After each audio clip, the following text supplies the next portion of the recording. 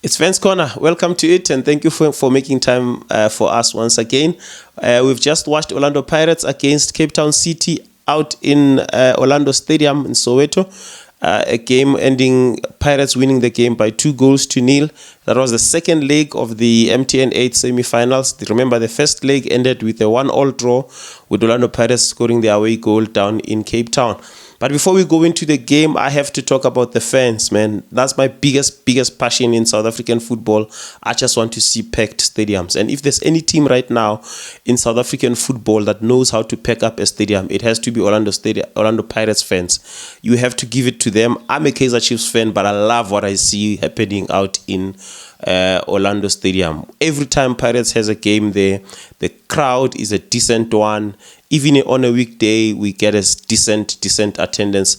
This one was amazing. It also helps that it's month end, so we know in South African football we get a lot of attendance. We got a better attendances around that time at the end of the month. But I have to give it to Orlando Pirates, man. They are doing an amazing job, giving our football a great image once again. It looks so good even when you're watching from TV. So shout out to Orlando Pirates fans, and may it continue. Long may it continue. Hopefully they'll do the same thing even in the league as soon as the league starts. I hope to see that happening throughout the season of 2024-2025. I love seeing packed stadiums in South African football games.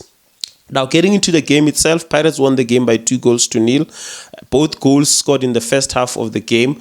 Both goals coming from set pieces. Although the first one came from a corner kick, the second phase of the corner kick, Cape Town City tried to defend the corner, but they couldn't clear. And Pirates came and scored the goal through Tsofatso Mabasa, the cross coming in from Relebohile Mofokeng. Amazing, proper striker's goal from Tsofatso Mabasa there. Take nothing away from him. It's a beautiful goal.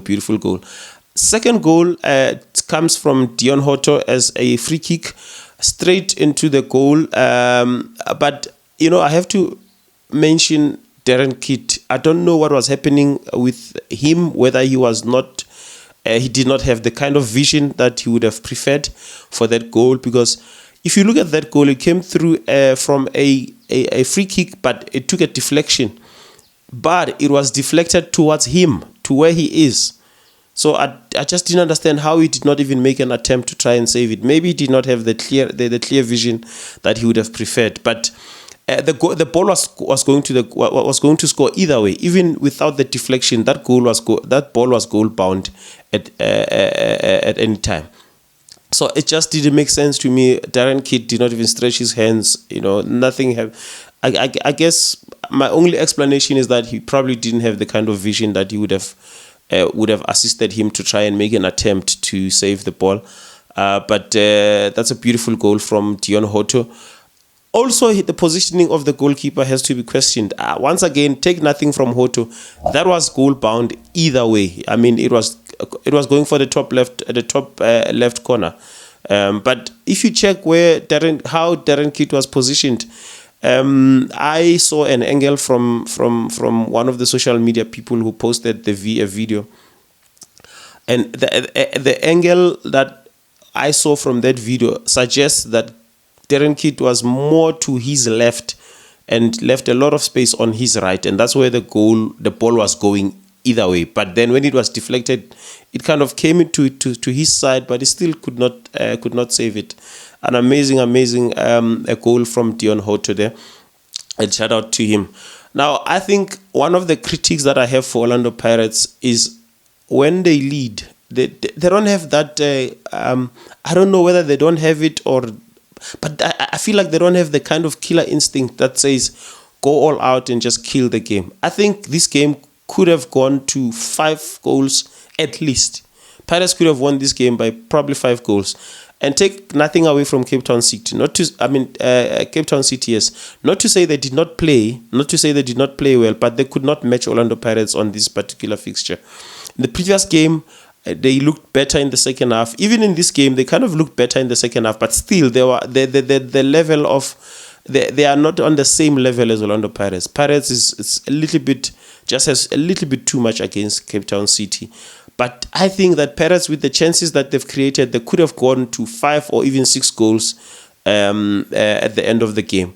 I also think when Pirates are leading, when they are leading, I think they get too excited when they are in the final third of their opponents.